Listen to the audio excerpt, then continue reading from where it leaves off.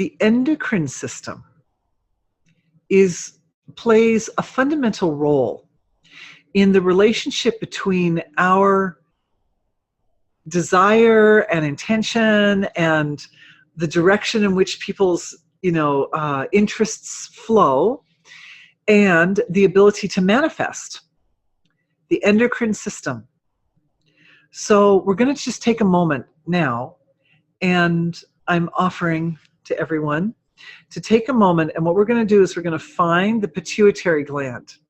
Now, inside the brain, our whole body is bilaterally symmetrical. So the brain has, nodes on both sides, and a lot of the little organs inside of the brain have two parts.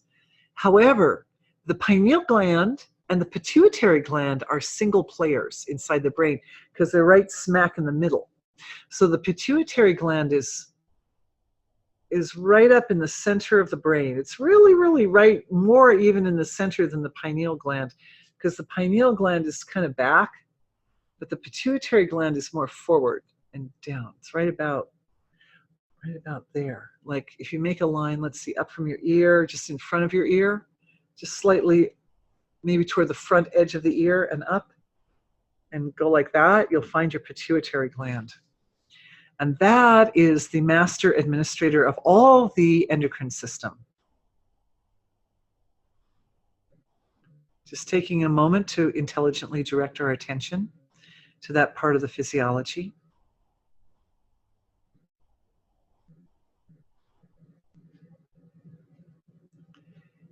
Anytime we put our attention directly on some specific part of the physiology, that part of the physiology just loves it. It loves it. Your pituitary gland is like, oh, thank you for recognizing me. Thank you for finding me. Thank you for putting your attention on me. Pituitary gland spends its whole life serving the physiology in a state of pure devotion. And why is it able to get all the other glands in the body are much larger, to get them to do what it wants? Because it approaches with deference, because it approaches with such appreciation, such love, such willingness to do whatever is required to support balance and understanding and health and success.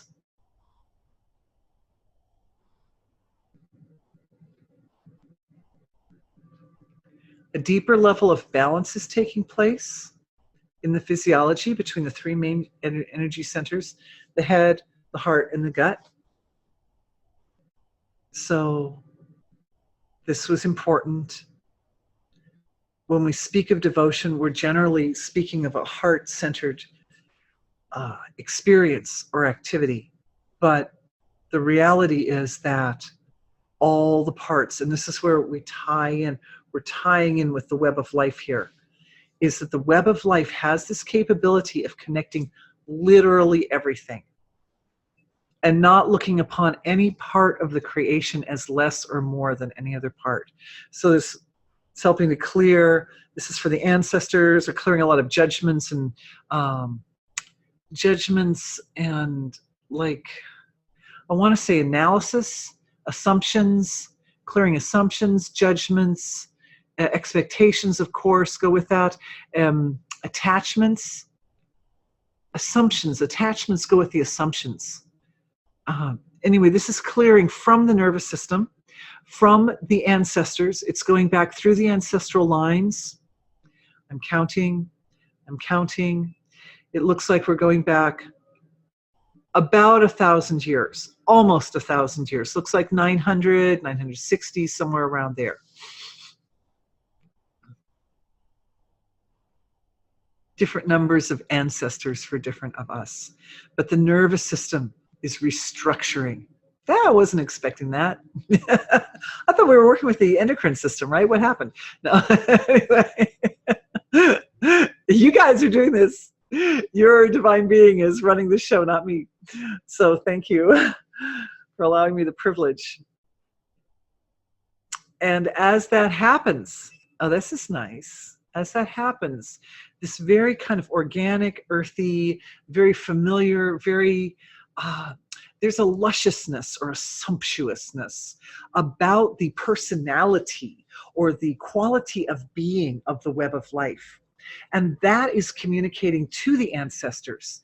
Their nervous systems needed to make an upgrade in order for them to receive and accept this perception or understanding of this aspect of themselves, but also of their collective self, of themselves as manifested as collective self, collective being. This is important. It's so interesting. There's like an activation of the web of life within your ancestral archive, within our ancestral archives. It's literally like the web of life is moving in and it is saying, I am you. I am you. And it's connecting all the it's like knitting all the ancestors together. They're having this like awakening experience, the ancestors. Thank God. Thank goodness that their nervous systems are refining so they can do this thing. But the awakening is that they're recognizing their own collective reality. They're recognizing their collective reality. And of course, that happening in the archive of the ancestors means that's happening at the molecular level of our physiologies, in the DNA. The DNA is recognizing its reality as collective. And that recognition is an impulse that we are creating in our own bodies at the molecular level in every cell in the body. So what that means is that recognition is radiating like you're like a beacon, and it's radiating out of you both to the dense levels of creation where it breaks into infinite shards of the mirror and into the wholeness of creation where it experiences total fulfillment, where it is multiplied to infinity, where it is refined and completed and returned to the physiology, through the crown of the head, into the brain, into the pituitary gland. Oh, this is where the pituitary gland ties in. Well, okay. And into the pituitary gland, and speaking to that, this is that language of perception and experience, that completion, refinement, and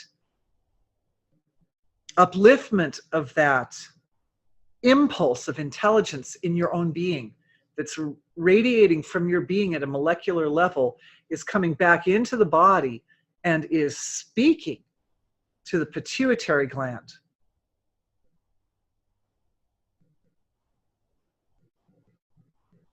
Good for the attention to be there. For those of you with your hand chakras, if you want to use those, you can. For me, I don't really want to get it too close. I kind of like them out here. You gotta see where it feels right.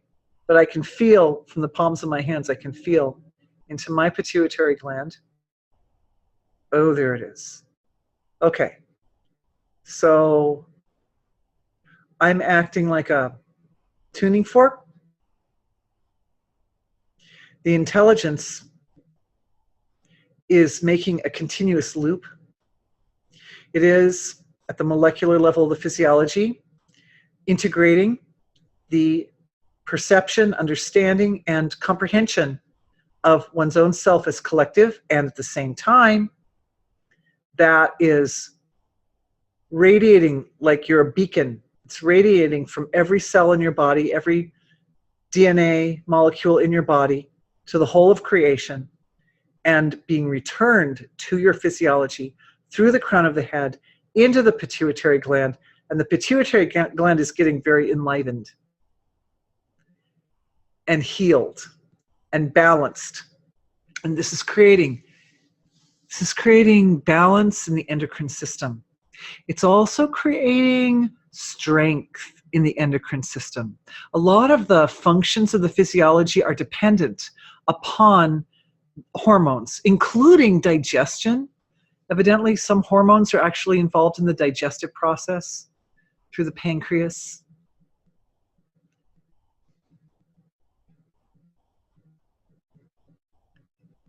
Self-acceptance is the result of this process, because at a collective level of society, one of our biggest challenges as humans, and one of our biggest challenges at this time in society, is our acceptance of some of our earthier qualities, right? I'm on a public webinar, so I'm not going to I'm not going to use any naughty words, but I'm going to say that we're clearing many, many layers. It's a good thing we've got our ancestors online here, through the ancestral lines, but also through certain previous incarnations of everyone in the webinar. We've had these attitudes towards our sexuality, towards desire in general. Like, there's a lot of discordant feelings of like guilt and shame and not deserving, and somehow there's something wrong with feelings that are very passionate, and remorse, and an identification underneath all that, as that's clearing, and that's clearing from the endocrine system. It's also clearing from the etheric body. It's also clearing from the whole pelvis and the sort of lower abdomen region, also from some of the other organs down in that area, glands down in that organ area. Underneath that is clearing the illusion that it's only a kind of an animalistic, sort of earthy, kind of small-minded, kind of autonomic nervous system kind of function, is the whole level of the self that we associate with passion and intimacy and like that. I'm finding my metaphors, everybody. Sex. Anyway, everything has its reality within the context of the individual physiology, but everything has its reality in the context of universal reality. So there is an honorable side to all that. There is an honorable aspect of that we can think of in terms of goddess energy. We're trying, as a society, we're trying to kind of find our way around it, right? So we've got the whole goddess energy thing kind of going, but then that becomes the whole women's lib movement, and then, then everything goes out the window, because when you get to the women's lib movement, then all of a sudden there's this separation that's occurring in society, and then you've got the people that are politically correct on one side, and you've got the people who want freedom of speech on the other, and they're fighting with each other, and it just becomes a big nasty mess. So we need to get way past that. We need to get way past this is obviously, we found an edge, a nice sharp edge, where there's a separation of a feeling between individuality and universality.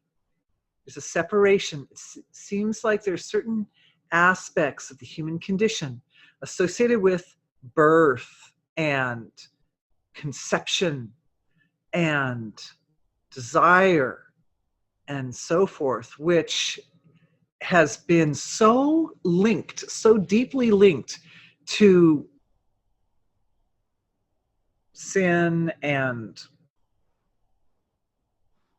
things that are taboo and so forth, that it's not easily reconciled.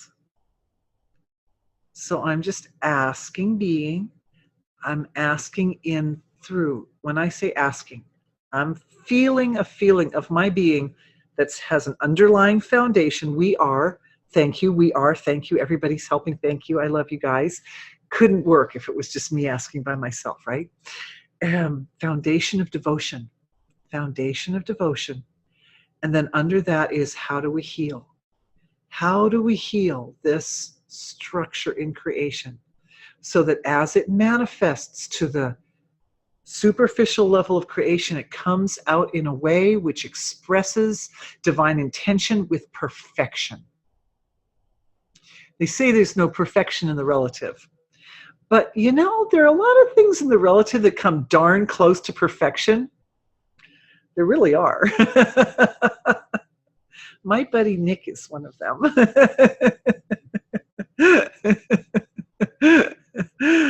Anyway.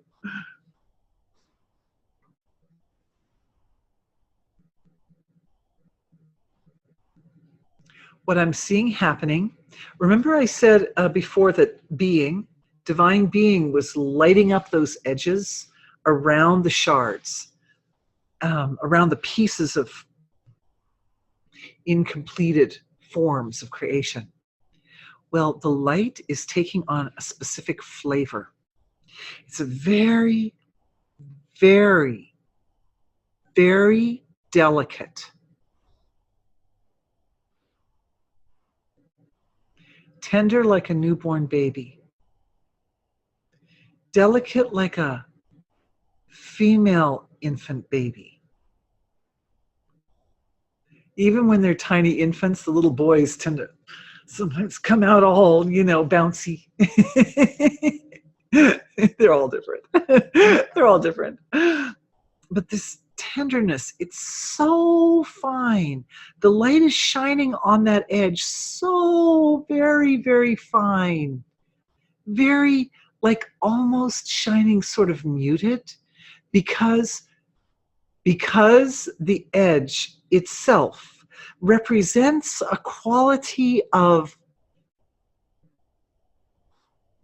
unfulfilled desire, that the unfulfilled desire itself has a kind of a preciousness about it. And so when the light shines there, it doesn't want to completely obliterate the darkness. It doesn't want to completely obliterate the edge. It wants to honor the edge. It's like when you're walking the razor's edge, it needs to be done ever so carefully.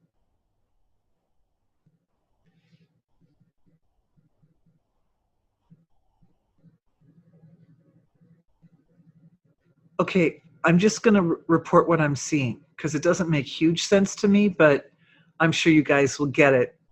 So one of the things that I'm seeing happening is there is a release, a physical release of toxins taking place in the brain, very much around the area of the pituitary, but also a little deeper in an area known as the midbrain, and it has a more technical name that I can't think of right now, but it's the area where we find the substantia nigra and the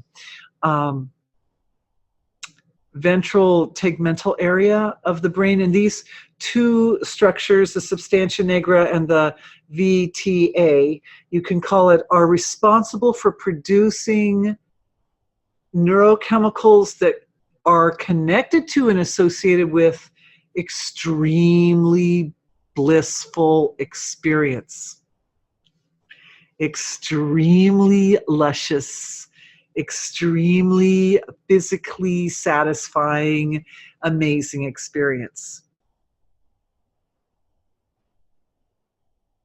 And it's flushing. It's flushing. It's a very, very, very fine, delicate. I mean, we're talking about organs inside the brain like this big, like little, and then there are little, tiny little threads that come out from them, little nadis and little, threads of nerves that come out from them that allow the neurochemicals to move through the whole system. It goes right past the pituitary gland and definitely is intimately connected to the whole endocrine process, the whole hormonal structure processes and structures in the body. And it's cleansing. It's cleansing. And I'm seeing physical toxins cleansing. In a lot of the people in this webinar, I'm seeing heavy metals cleansing from this part of the head. I am inferring from what I'm seeing, and I see we're at our time too, but I'm inferring from what I'm seeing that the bodies, our physical bodies, may experience a little purification over the next, could be day or something. I mean, I'm actually, even as I'm speaking, I'm feeling a little bit of a buildup of mucus in here. And of course, because of the blood-brain barrier, that's how the brain lets go of toxins, right? So the toxins are being released. The balance, I'm just doing a quick review, balance between the 3 energy centers of the body, the head, the heart, and the gut area. This purification that's occurring up here is actually speaking to the microbial level of the physiology, and it's communicating a very fundamental change in the soup of the body. And so this is providing, this shift that's taking place in this purification is providing a foundation for a more sophisticated, higher level. Oh, thank you. Yes, somebody has, darling, has said limbic system and basal ganglia. Yes, I was thinking of an area a little bit smaller than the limbic system, kind of includes the whole area. Basal ganglia, yes. I was thinking of a word that actually starts with an M, but basal ganglia is right in that area. Thank you. That helps.